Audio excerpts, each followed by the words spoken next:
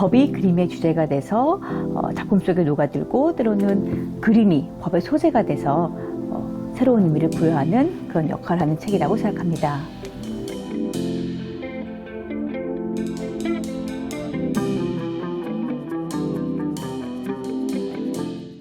네, 안녕하세요.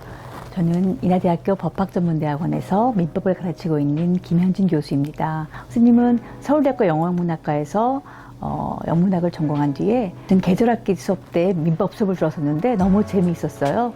법과대학원을 가게 되었고 그 과정에서 사법시험을 또 봤습니다. 그래서 사법시험을 보고 변호사 생활을 몇 년 했었고 그리고 박사학위를 받고 2012년도에 인하대학교에 부임하게 되었습니다. 지금은 인하대학교 로스쿨에서 예비 법조인들을 양성하면서 품격 있는 법조인으로 키우는 역할을 하고 있습니다. 반갑습니다.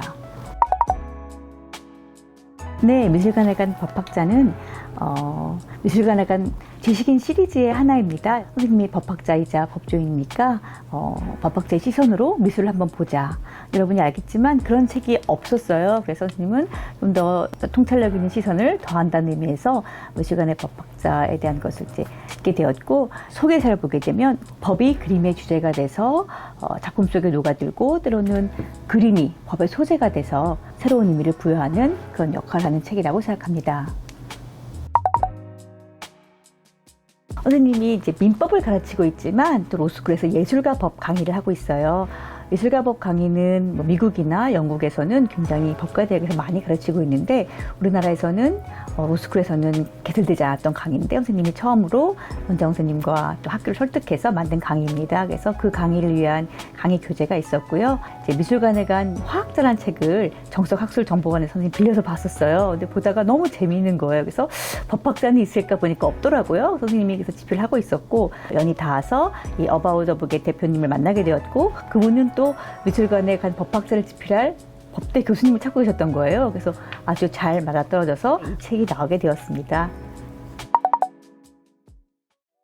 다 재미있긴 하지만 이 25꼭지 가운데 하나를 꼽자면 영국 박물관이 세계인의 것이라고요 라는 부분을 뽑고 싶습니다. 문화재 반환을 위한 어떤 논쟁을 얘기하고 있는데요. 지금 현재에도 문화재가 반환에 대한 소송도 많이 있고요. 논쟁이 있습니다. 크게 두 가지를 보게 되면 제국주의 시대 때 프랑스나 영국이 가져갔던 아프리카 문화를 어떻게 반환할 것이냐의 문제가 있고, 또 하나는 나치 시대 때 히틀러가 오스트리아, 프랑스 등에서 그림을 다 압수해서 자기 총통 미술관을 만들려고 했다가 발각된 두 가지가 있습니다. 그래서 크게 보면 문화 국제주의와 문화 국가주의라고 해서 이렇게 얘기를 하는 거죠. 그 파르테논 신전 이것을 갖고 그리스에 돌려줘야 될 것이냐 아니면 영국이 그대로 갖고 있을 것이냐에 대해서 문화 국제주의는 이것은 인류 공동의 문화유산이다. 그리고 그리스에 있는 것보다 영국에 있는 것이 더 많은 사람들이 접근할 수 있고 영국이 그리스보다 습도나 온도 같은 보존을 더 잘할 수 있다. 영국이 가지고 있어야 한다. 이게 문화 국제주의고요.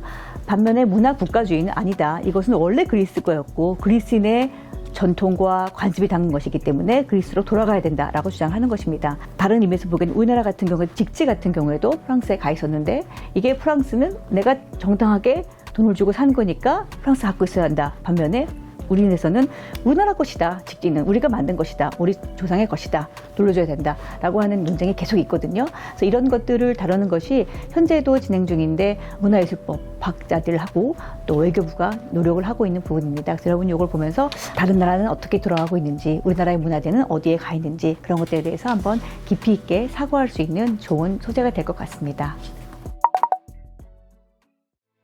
법학하면 여러분 아마 딱딱하고 또 무섭고 이렇게 생각할 수 있는데요. 법이라고 하는 것은 도덕의 최소한이라고 해서 사회가 어떻게 커뮤니티가 잘 운영될 것인가를 이제 다루는 규정들인데 예술 관련해서는 작가들이 어떻게 보호를 할 것인가 이건 저작권의 문제가 될 것이고요. 그다음에 작품을 누가 소유한 다음에 어떻게 넘어갈 것인가 뭐 경매를 통해서 넘어가기도 하고 또 최근 나온 추구권이라는 것이 있는데 그림을 그린 화가는 한번 팔고 계속 가난해요. 근데 그 그림이 가격이 높이 올라가서 그 다음 팔고 2차, 3차 팔면서 가격이 수십억대로 올라가게 되면 화가나 화가 유족에게는 한 푼도 돌아가지 않지만 중간에 그 작품들을 소유했던 사람들이 매매 가격의 차이를 갖게 되는 것이죠. 이게 불합리하다. 왜냐하면 여러분 음악을 생각해보면 가수들이 자기 곡을 다른 사람이 리메이크하면 저작권료를 받습니다. 또 책도 번역이 되면 저작권료도 받죠. 근데 그림은 한 번 팔리면 끝이란 말입니다. 그래서 이것에 대해서 문제가 있다라고 생각해서 취급권 resale right라는 것이 나왔고 우리나라에도 작년에 도입이 돼서 내년부터 시행될 예정입니다. 그래서 예술의 자유가 어떻게 잘 보장될 것인지 또는 예술가의 자유와 그 밖에 다른 자유가 충돌할 때 어떻게 이것들을 조율할 수 있는 것에 대해서 얘기를 해주고 있고요. 더욱더 예술의 자유가 보장되고 또 많은 사람들이 문화생활을 향유할 수 있도록 보호할 수 있는 권리를 찾게 하는 것이 법률의 역할이라고 생각합니다. 로스쿨에서만 학생들을 가르치다 보니까 학부생들과 만날 일이 없습니다. 그래서 이렇게 유튜브를 통해서 여러분을 만나서 반갑고 힘들거나 지칠 때 미술관을 찾아보고 그림을 보면서 마음의 치유도 얻고 또 자신에 대해서 생각을 할 수 있을 것 같습니다. 그래서 그런 것들을 선생님이 제공하는 책을 썼으니까 가끔 시간 날 때 슬쩍 보면서 생각을 해보는 것도 좋지 않을까라는 생각을 했습니다. 네, 감사합니다.